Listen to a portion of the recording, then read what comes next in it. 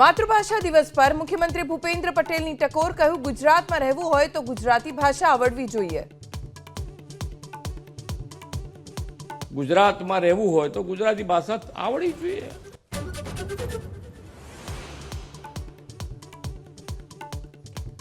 આજથી જૂનાગઢમાં મહાશિવરાત્રીના મેળાનો થશે પ્રારંભ, સાધુ સંતોની હાજરીમાં ભવનાથ મંદિરે થશે ધ્વજારોહણ।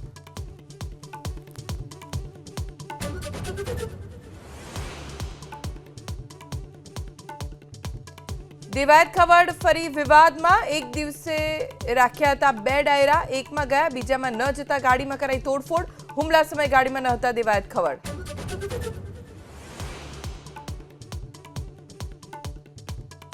મહાકુંભ પૂર્ણ થવાને હવે બાકી રહ્યા માત્ર 5 દિવસ, છેલ્લું વીકેન્ડ હોવાથી શ્રદ્ધાળુઓની ઉમટી ભીડ। આજે મુખ્યમંત્રી યોગી આદિત્યનાથ લેશે પ્રયાગરાજની મુલાકાત।